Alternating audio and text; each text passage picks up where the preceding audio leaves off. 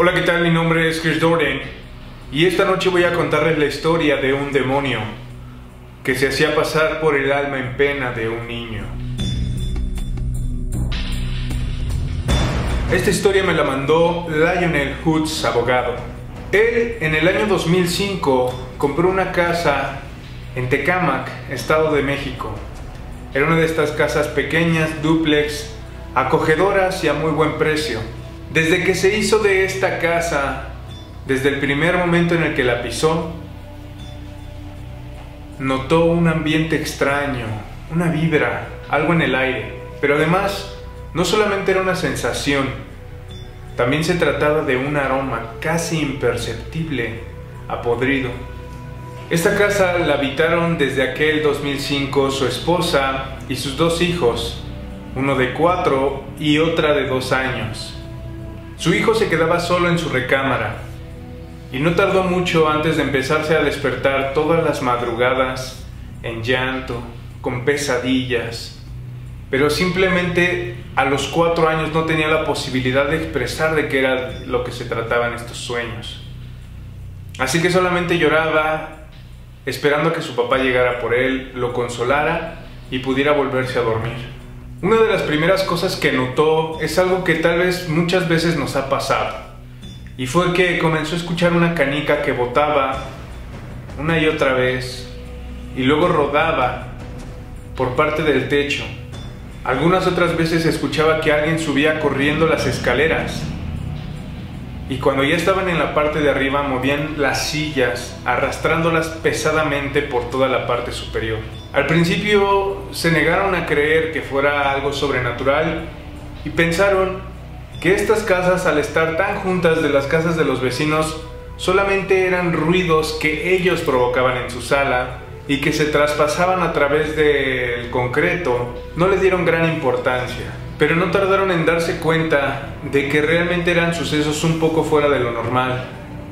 Y esto pasó gracias a que todas las noches, en punto de las 11, se escuchaba que en la azotea rascaban e incluso hasta tronaban la losa. Estuvieron aproximadamente cerca de 2 años sin darle importancia. Su hijo de 4 años había pasado a tener 6, pero él no había dejado de tener estas pesadillas.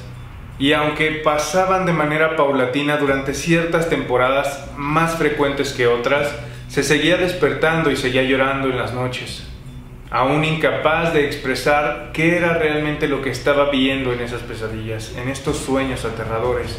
Sin mencionar que tampoco la canica se había detenido. Todas las noches la podían escuchar, y lo mismo el sonido del techo crujiendo, siendo arañado por algo en punto de las 11 de la noche. Una de estas noches, su hijo llegó llorando a la habitación de los padres en la madrugada, argumentando que había tenido otra de estas pesadillas. Lionel, ya un poco cansado por este tipo de acontecimientos tan repetitivos noche tras noche, notó algo peculiar. En la sala se estaba escuchando el sonido del televisor encendido. «Hijo, ¿por qué prendiste la televisión?» «Yo no fui, papá». «Bueno, ya vente a dormir». Él bajó, apagó la televisión, se subió, se metió en la cama con su hijo y su esposa, y esa noche durmieron como si nada. Siguió pasando el tiempo y la televisión siguió encendiéndose sola, y ya no se limitaba solamente a ser en la noche, también pasaba en el día, y no solo pasaba con la televisión, también pasaba con el radio. Muchos electrodomésticos de repente se encendían, lo mismo que las luces. Lionel muchas veces le dijo a su esposa que realmente no se sentía a gusto en esa casa, e insistía en que había un olor en el aire, un olor sutil pero claro.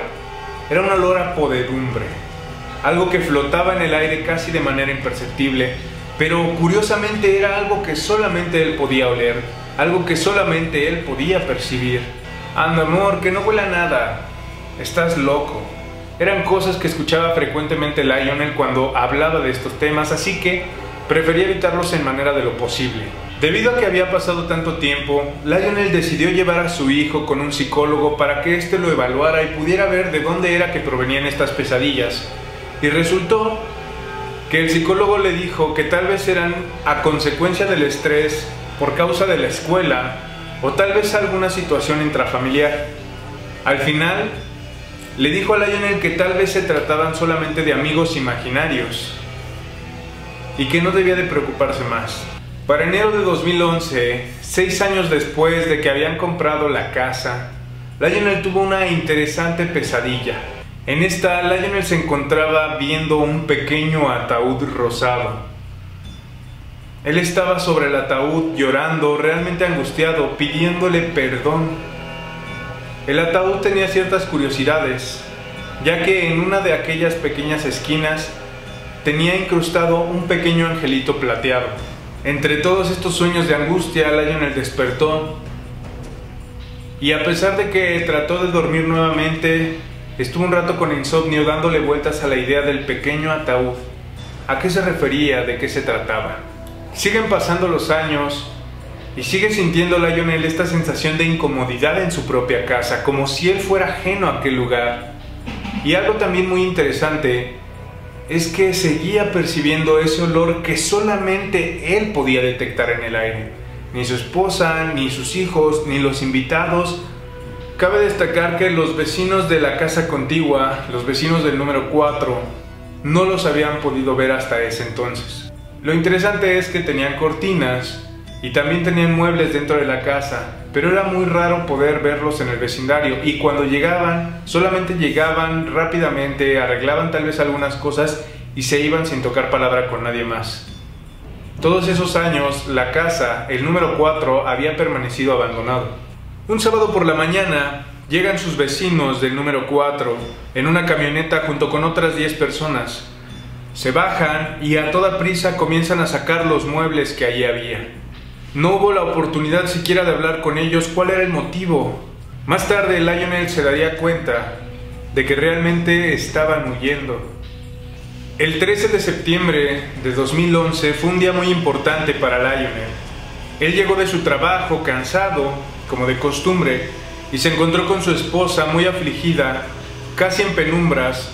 Tenía una veladora encendida y Lionel le preguntó: ¿qué está pasando?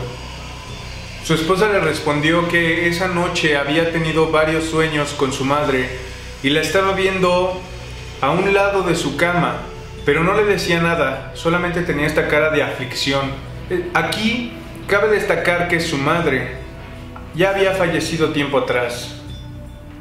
Muy tarde se darían cuenta del mensaje que ella trataba de darles. El 14 de septiembre, un día después de los sueños que había tenido, se despierta su esposa muy nerviosa y sabe que algo está mal, se siente mal. Aquí voy a hacer un paréntesis para decirles que ella tenía 8 meses de embarazo. Sabía que algo andaba mal con el bebé, así que le dijo que tenían que irse en ese momento al hospital. Lionel no lo pensó 2 veces y evidentemente no podía cargar con sus hijos en ese momento, así que les pidió que por favor se quedaran en la casa, puesto que era de madrugada, que solamente irían unas horas a ver al doctor y que regresarían pronto. Sus hijos entendieron perfectamente y siguieron con su sueño. Lionel tomó a su esposa y fue directamente a urgencias. No tardó mucho antes de que saliera el doctor y les dijera que la bebé había fallecido. Incineraron a la niña, que decidieron nombrar Karina. Resulta que mientras estaban en este proceso, Lionel se quedó mirando los pequeños ataúdes y se encontró curiosamente con un pequeño ataúd rosa con un angelito en la esquina, un angelito plateado. Inmediatamente recordó aquel sueño que había tenido meses atrás, en el que lloraba frente a un pequeño ataúd implorando el perdón. Las cenizas de Karina se quedaron 8 días en casa, ya que todo esto había pasado en el puente de septiembre, y durante esos 8 días Lionel podía percibir un aroma como a bebé, un aroma de inocencia, un aroma de pureza. Esta vez no solo él lo podía percibir, sino que también su esposa lo respaldaba en ello. Al poco tiempo se llevan las cenizas, y cada que Lionel va a visitar a su pequeña hija, esta lo recibe con ese peculiar aroma a bebé. Para noviembre, meses después, Lionel escucha un ruido realmente fuerte en la azotea. Es como si le escarbaran y al mismo tiempo tronaran la losa. Lionel se para como rayo y va en busca de sus hijos, y los encuentra dormidos, descansando, nada les pasa, pero él ya no puede conciliar el sueño. A la mañana siguiente habla con los vecinos y resulta que sí, Ellos también lo habían escuchado. Lionel sabría en ese momento que él no estaba solo en esta situación, sino que era algo que no solamente aterrorizaba a su familia, sino también al vecindario. Es muy curioso este detalle del olor que tiene Karina, un olor a bebé que impregna toda la casa, ya que desde que se empieza a sentir este aroma, la casa también se empieza a sentir un poco más tranquila, e incluso su hijo pequeño, que ya para este entonces tenía 6 años, comienza a dormir solo y con la luz apagada, cosa que no hacía. Siguen pasando los meses y Lionel le comenta al pastor de la iglesia esto que está pasando. Este peculiar aroma a bebé que ahora está impregnando la casa y que está sustituyendo aquel aroma a podredumbre. El padre mira a Lionel y le dice que no se deje engañar, que su hija está con Dios en el cielo y que eso puede ser algo que se está haciendo pasar por ella. Al poco tiempo de que el padre le dice esto, Lionel, casi como si se tratara de una sugestión, comienza a sentirse también pesado, cansado, y el aroma desaparece. Y nuevamente ese sutil olor a podredumbre se apodera de la casa, un olor que solamente él percibe. Y con él llegan otra vez los sonidos de canicas cayendo y rodando por el techo de toda la casa. Vuelven una vez más a subir las escaleras corriendo. Se vuelven a escuchar las sillas en la parte superior moviéndose, arrastrándose, y a las 11 de la noche una vez más aquellos desgarradores sonidos en el techo de la casa se vuelven a hacer presentes, y esta vez no es solamente de manera paulatina, es diario. Para ese momento ya es 2012. Uno de esos días, Lionel está dormido en la sala, son cerca de las 6 de la tarde, sus hijos están afuera jugando, su esposa está arriba en la recámara, se comienza a hacer un poco de noche, comienza a oscurecer, y Lionel en algún momento comienza a sentir escalofríos, comienza a sentirse raro, comienza a tener una especie de sueños, pero su sueño era ligero, así que se despierta y con lo poco que alcanza a ver, de entre aquella oscuridad emerge la figura de un niño. No lo alcanza a ver bien, no puede reconocer sus facciones y realmente no puede tampoco moverse. Él lo llega a ver cerca de 5 minutos ahí parado, en el umbral de la puerta. No puede moverse y no acaba de abrir los ojos. Cuando por fin se acerca a este niño y lo toca con su pequeña mano de infante entre la nariz y la boca, como pidiéndole que guarde silencio. En ese momento, un chispazo recorre a Lionel por todo el cuerpo y se levanta como un rayo. Se da cuenta de que no hay nadie, ha abierto bien los ojos, pero un segundo antes lo tenía frente a él. No puede creer que haya desaparecido. Corre a la puerta, abre y ve a sus hijos jugando. Les pide que por favor entren. Y luego, sin hacer más, sin decirles nada, pasan a tomar la cena, pero él se queda muy pensativo. ¿Qué fue lo que vi?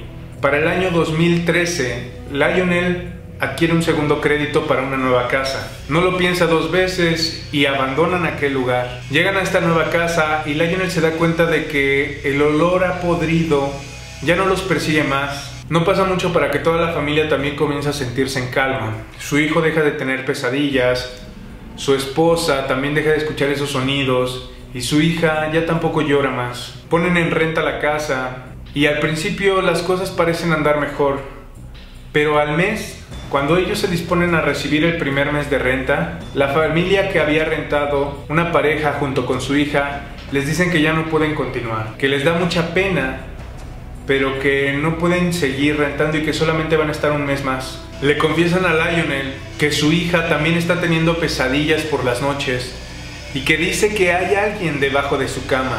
Para ser más específicos, un niño que le pega y que no la deja dormir.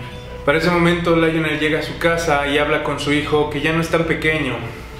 Han pasado casi 8 años y le pregunta: hijo, ¿alguna vez viste algo extraño? ¿Alguna vez escuchaste algo extraño en aquella casa? Su hijo le cuenta, él tenía varios sueños en los que jugaba con otro niño que ya vivía ahí. Este niño solamente se le aparecía en las noches y en los sueños, pero conforme fue pasando el tiempo, el niño comenzó también a aparecerse durante el día. Dice que podía verlo subir las escaleras y mover las sillas. También le cuenta que en algún momento, cuando su padre compró una videocámara y lo encontró en una esquina de la habitación, era porque el niño estaba en su cama y lo tenía acorralado. Le cuenta que este niño ya lo asediaba de día y de noche y que muchas veces lo maltrataba, lo golpeaba y lo aterrorizaba con frases que él no podía haber imaginado a esa corta edad.